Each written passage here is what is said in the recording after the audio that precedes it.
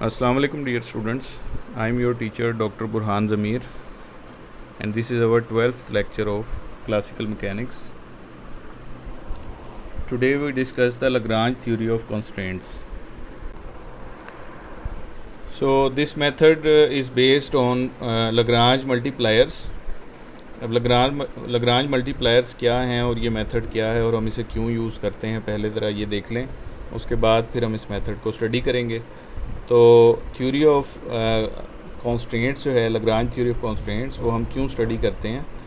क्योंकि हमारे पास जो Lagrange मेथड है it only concentrates on active forces and it ignores the forces of constraints. तो फोर्सेस ऑफ कॉन्स्ट्रेंट्स को Lagrange मेथड इग्नोर करता है। आपने देखा है कि हम Lagrange मेथड से जनरलाइज कोऑर्डिनेट्स के through equations of motion find करते हैं। तो generalise coordinates are the active variables. तो जो कॉन्स्ट्रेंट फोर्सेस हैं और कॉन्स्ट्रेंट वेरिएबल्स हैं वो हम यहाँ यूज़ नहीं करते।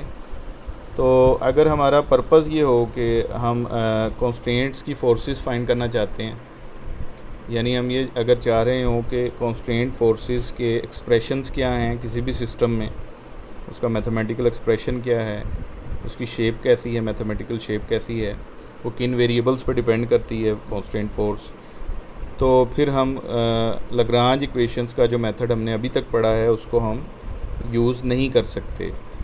तो उसके लिए फिर फॉर्चुनेटली हमारे पास ये Lagrange मल्टीप्लायर्स का मेथड है। So if forces of constraint happen to be the subject of interest, what can we do then? Obviously Lagrange equation of motion would not give us any help. Fortunately we can utilize Lagrange multiplier method and it is the subject of this lecture. So let us develop the Lagrange multiplier method.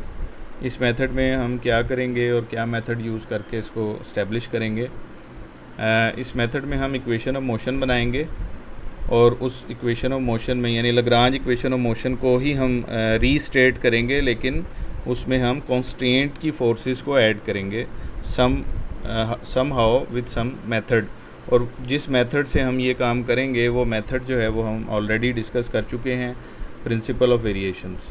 तो principle of variation को use करेंगे और हम Lagrange equation of motion में constraints को somehow उसमें add करेंगे।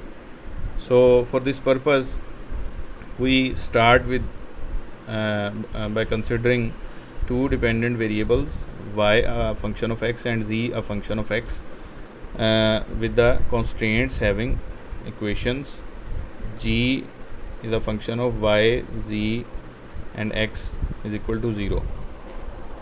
This is just like any function which is equal to 0। आपको याद होगा कि होलोनोमिक कॉन्स्ट्रेंट्स के केस में हमने ये डिस्कस किया था कि अगर कॉन्स्ट्रेंट की फोर्स जो है वो इक्वेशन की फॉर्म में लिखी जा सकती हो तो उसको हम होलोनोमिक कॉन्स्ट्रेंट कहते हैं। तो अभी फ़िलहाल हम होलोनोमिक कॉन्स्ट्रेंट के लिए ये थ्योरी इस्टेब्लिश कर रहे हैं।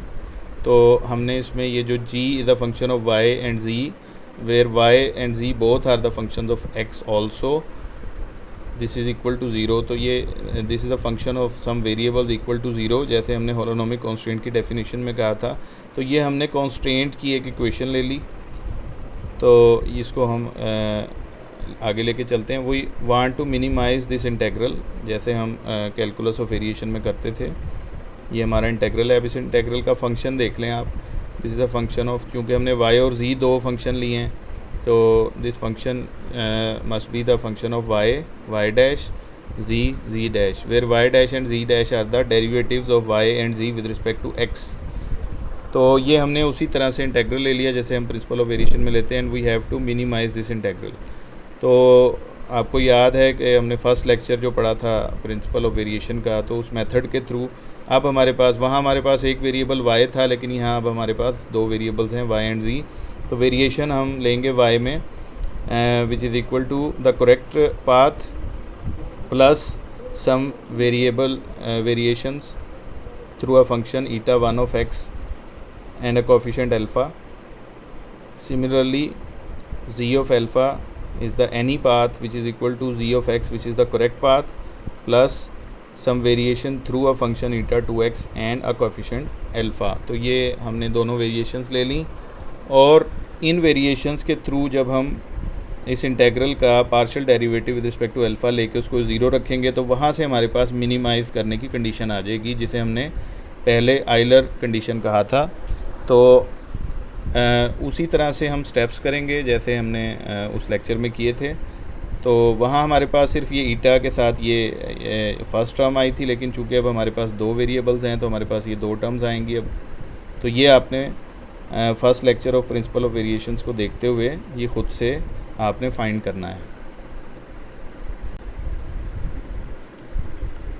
नाउ अब हमारी जो इक्वेशन ऑफ हॉलोनोमिक कॉन्स्ट्रेंट है which was the function of Y G, तो वो हमारे पास बन जाएगी जी अ फंक्शन ऑफ, अब वाई की जगह हमने चूँकि वाई में वेरिएशन ले ली है तो फिर हम वेरिएशन ही लेंगे Y of X plus alpha eta 1 of X. इसी तरह जी की जगह हमने जी में वेरिएशन ले ली है, वो वेरिएशन ही हम लेंगे यहाँ भी। तो ये हमारे पास आ गया। अब मैं यहाँ ये पार्शियल डेरिवेटिव्स कंसिडर कर रहा हूँ, टोटल डेरिवेटिव्स कंसिडर कर रहा हूँ D G over D alpha, क्योंकि G is a function of Y and G. तो ये डेरिवेटिव जब हम लिखेंगे तो it will be partial G over partial Y into partial Y over partial alpha. इसी तरह से जी के विद रिस्पेक्ट होगा partial G over partial G into partial G over partial alpha. तो यहाँ ये जो ग्रीन टर्म मैंने लिखी है इसको इवेल्यूएट करते हैं। ये देखिए y ऑफ अल्फ़ा जो है हमने ये वेरिएशन ली हुई है, तो जब हम इसका अल्फ़ा डेरिवेटिव लेंगे बोथ साइड्स पर तो y ऑफ x तो एक फ़िक्स पाथ है जिसको हमने करेक्ट पाथ कहना है। Correct path is always a fix unique and single path. तो ये तो इसका डेरिवेटिव 0 हो जाएगा, तो हमारे पास अल्फ़ा का डेरिवेटिव यहाँ से 1 हो जाएगा, तो हमें सिर्फ ईटा 1 मिलेगा। तो ये ग्रीन टर्म की जगह हम यहाँ ईटा 1 लिख देते हैं।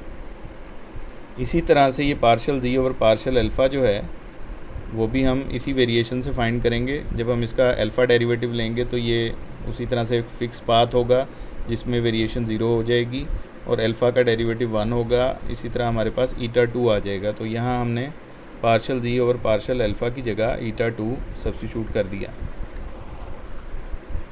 तो since the above value is always 0, जी हमेशा 0 है। ये फंक्शन ये चूँकि हमारे पास इक्वेशन ऑफ हॉलोनोमिक कॉन्स्ट्रेंट है तो जी इज़ ऑलवेज़ 0। तो अगर जी 0 है तो फिर D G over D alpha भी 0 होगा, इसीलिए हम इसको 0 लेके चले हुए हैं। यहाँ भी 0 लिखा हुआ है तो ये 0 के इक्वल है, यानी ये जो सम है this sum is equal to 0। तो जो प्रीवियस स्लाइड का इंटेग्रल है, जो हमने लास्ट स्लाइड में इंटेग्रल लिखा था, उस इंटेग्रल में हम ये सम ऐड कर देते हैं। ये सम हम कैसे ऐड कर रहे हैं आप यहाँ देखिएगा। ये हमने सम ऐड किया है by multiplying this sum with any function arbitrary function lambda of X. चूँकि ये सम 0 के इक्वल है तो इस सम का कोई भी मल्टीपल जो होगा वो भी 0 के इक्वल होगा। तो हमने एक मल्टीपल लिया क्योंकि जनरल फॉर्म में हम इसको ऐड करेंगे। तो जनरलाइज़ करने के लिए हमने इस सम को ऐड नहीं करना बल्कि इसके मल्टीपल को ऐड करना है, which is the multiple with lambda of x.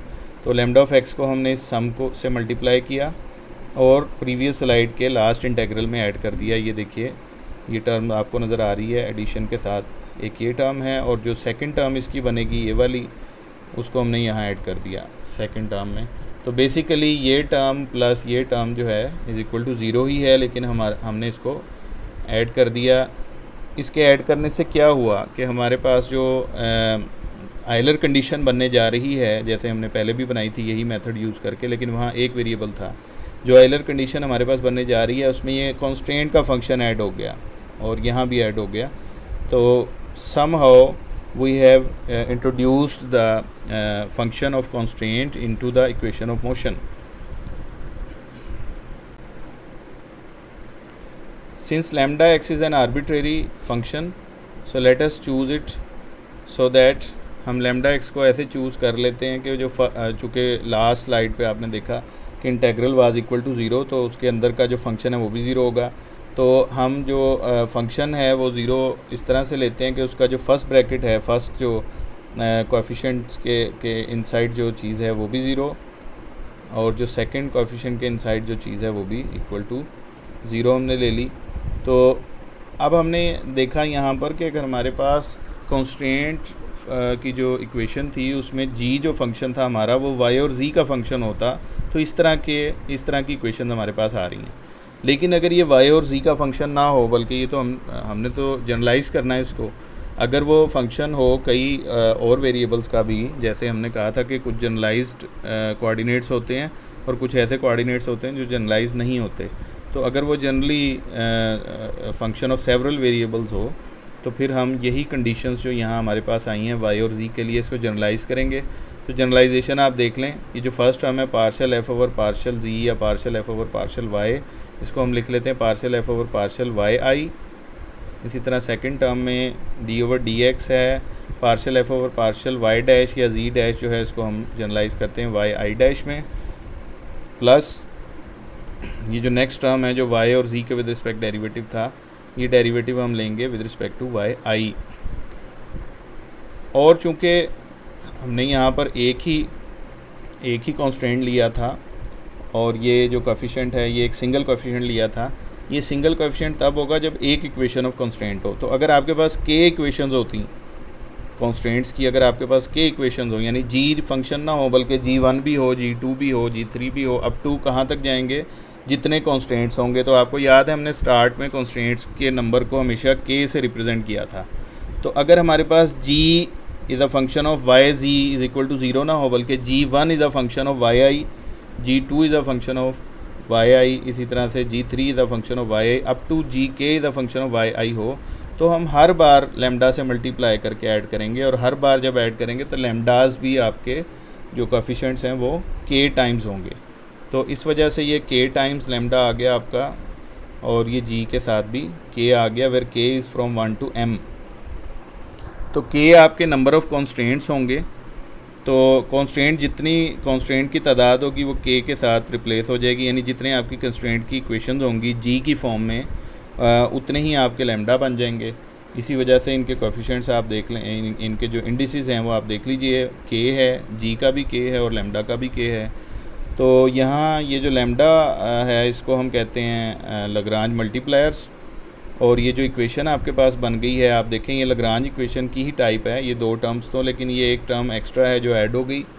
इस टर्म के ऐड होने का पर्पस क्या है ये हम किसी एग्जांपल से अभी समझेंगे।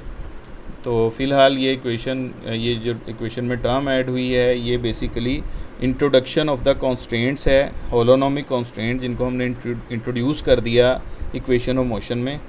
तो इसको अब हम एक एग्ज़ाम्पल की मदद से समझेंगे ताकि हमें पता चले कि ये टर्म जो है वो क्या करती है और हमें कॉन्स्टेंट्स फोर्सेस को किस तरह से जो है वो कैलकुलेट करके देती है।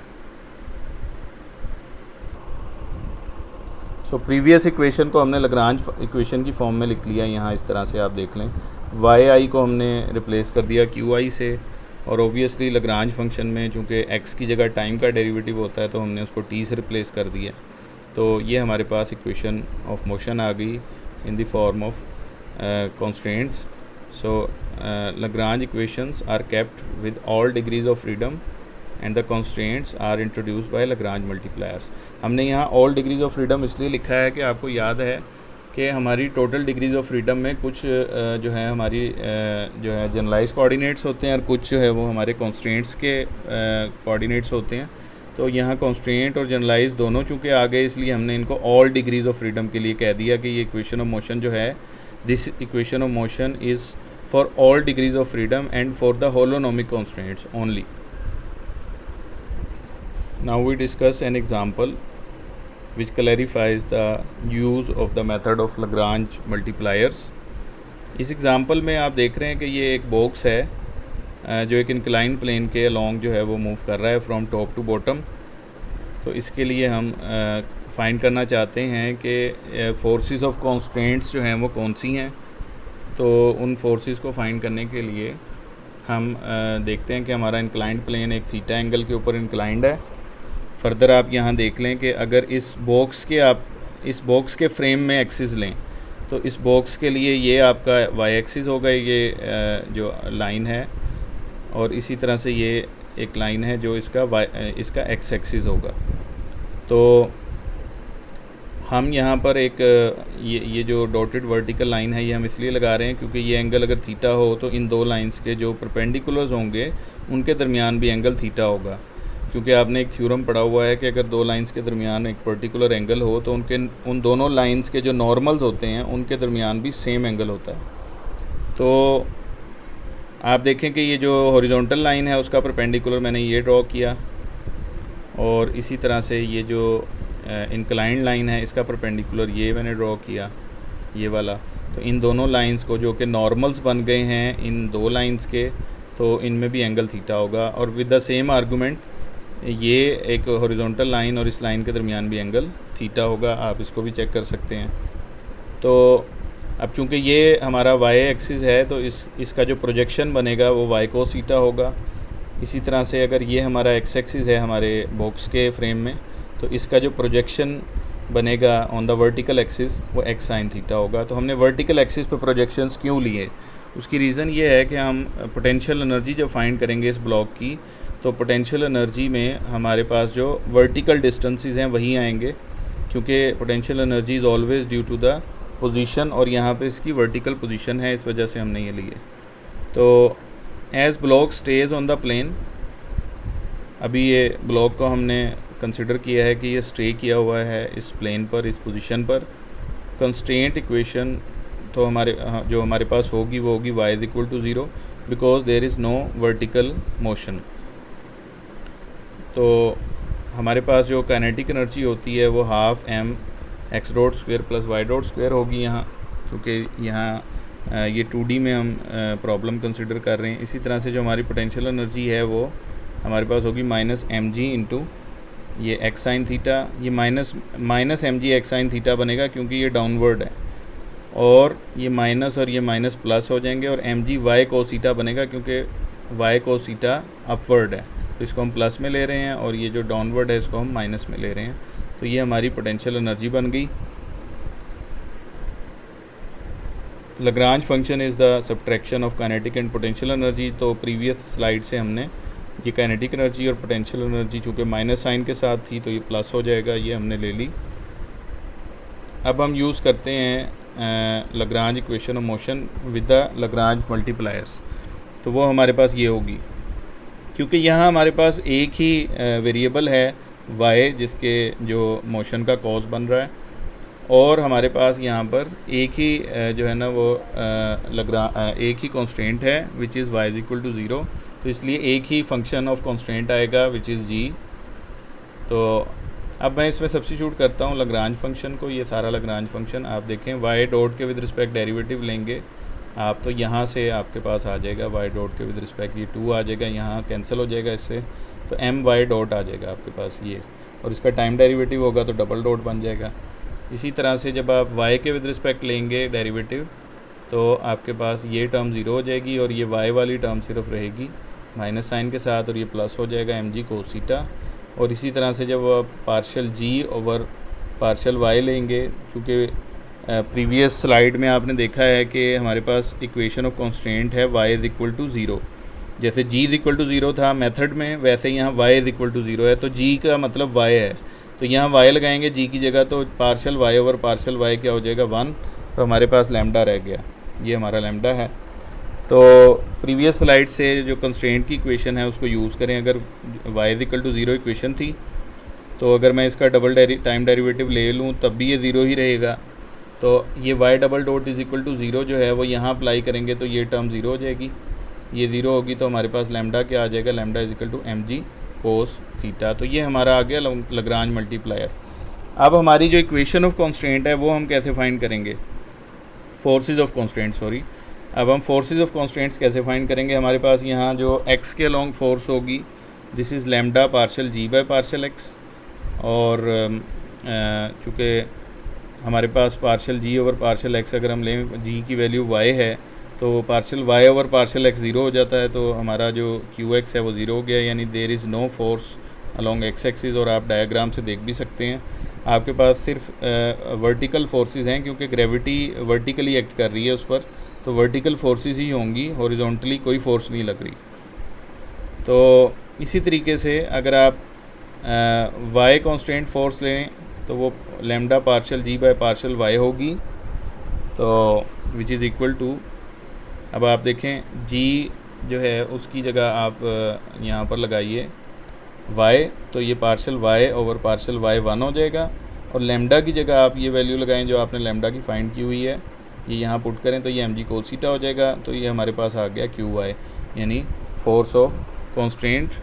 तो ये वो फोर्सेस हैं जिनकी वजह से सिस्टम कॉन्स्ट्रेंट्स में है, और मोशन के जो मोशन का कॉज है वो ये फोर्सेस नहीं हो सकती। So these forces are not included in the function we, तो ये फोर्सेस जो है ना वी फंक्शन में इंक्लूड नहीं होनी चाहिए।